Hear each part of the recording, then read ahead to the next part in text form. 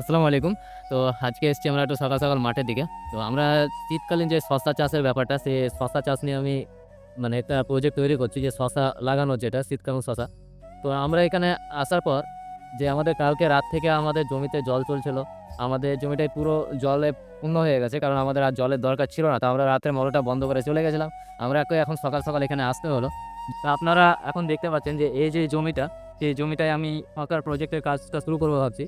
যেহেতু আমি নতুন, তো নতুনের কারণে আমি সেরকম কিছু জানি না। তো ১ম এ এখন আমি জল দিয়ে এই যে মাটিটা, সেই মাটিটাকে নরম করে নেব।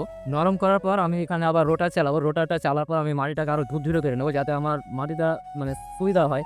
আর আমাকে কিছু, কিছু গোবরের সার যেগুলো আছে মানে গোবরের যে সারগুলো হয়, সেই সারগুলো আমি দেব।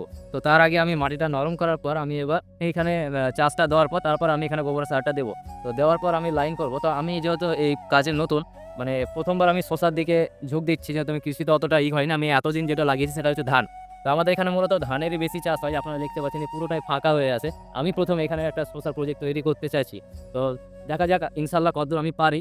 তো যেহেতু উপরে ধানের জমি আছে, আমি এখানে নিচে যেহেতু আমার জমিটা, তো মানে ভয় লাগছে যে হয়তোবা খরার সময় যেহেতু চাষ হবে, তো সেই জল যেন না চলে আসে। তার জন্য আমাকে মোটা, মোটা করে একটা ভেলি করতে হবে।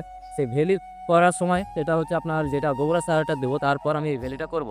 তো করার পর তো ভেলি করার টাইম আমাদের কাছে অনেকটাই আছে। এখনো গোবরের সারটা ফেলা হয়নি। সেই গোবরের সারটা ফেলার পর আমি এখানে ভেলিটা শুরু করব।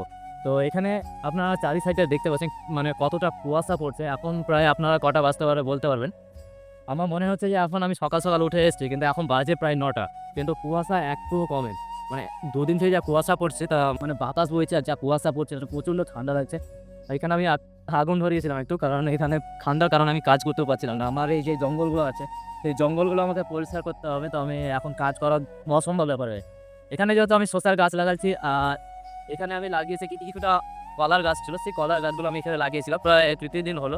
তো আলহামদুলিল্লাহ আমার মনে হয় কলা গাছগুলো লেগে গেছে, কারণ দেখতে বেশ ভালোই লাগছে কলা গাছগুলোকে। তো এখানে আমি জল দিয়েছি, জল দেওয়ার পর এগুলোকে পুরো আমি চারিয়ে দেবো। চারার পর আমি এই জায়গাটাকে আরো আপনাকে পরবর্তী ভিডিওতে এই জায়গাটাকে দেখাবো। তখন আপনারা দেখবেন যে আমি জায়গাটাকে কেমন করেছি। তো যাই হোক আলহামদুলিল্লাহ আমাদের যেহেতু জল দেওয়া কমপ্লিট হয়ে গেছে, এবার আমাকে এই জঙ্গলটা পরিষ্কার করতে হবে। এই জঙ্গলটা পরিষ্কার করার পর আপনাদের সঙ্গে দেখা হবে পরবর্তী ভিডিওতে। তো অবশ্যই আমাদের সঙ্গে থাকবেন। আর যারা শীতকালীন শসা চাষ করছেন অবশ্যই আমাকে একটু জানাবেন যে কিভাবে কি করলে ভালো হয়।